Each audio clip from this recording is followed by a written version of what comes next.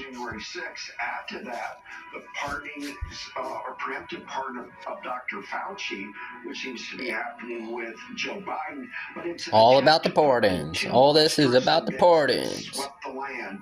The COVID-19 pandemic and January 6th behind us, but with both Trump and Biden using pardon powers.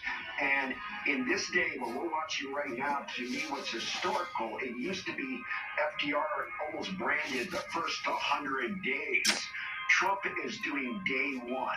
He did that over and over again and branded day one. And when you're signing these, Denali is going to go back to McKinley. And so there's a kind of, he's living up to his campaign pledge, but it's sort of punitive. It reminded me when FDR did win in 1933, early on, he took Herbert Hoover's name off the Hoover Dam and put Boulder Dam on it to punish. And there now, President-elect Donald Trump, along with President Biden, entering into the motorcade together. And this is a tradition for the president to That's a tradition, John dear. Ceremonies. A tradition that 1837. 1837. And Andrew Jackson rode together, like I mentioned earlier, in a carriage made from wood taken from the USS Constitution. And as we noted too, the first ladies are in a different motorcade, the vice president and vice president-elect in a different motorcade.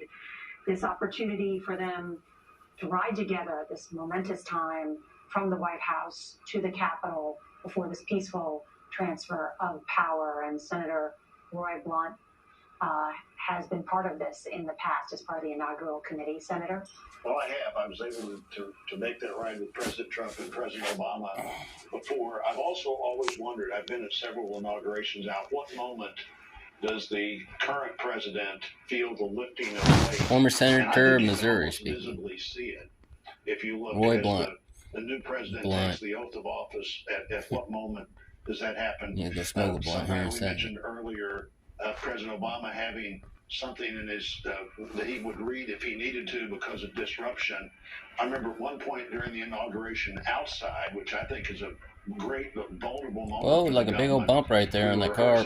Oh, it is, speed The bump. chief military guy there who was helping me, your job, if we have But not when he was taking off. It's like they started fighting or something in there. is to see that somebody goes with the president, preferably the Chief Justice, the president-elect, if the president hasn't been sworn in yet, that can swear him in at 12 o'clock. If we've had to leave the platform early, I don't want any question as to who's the president.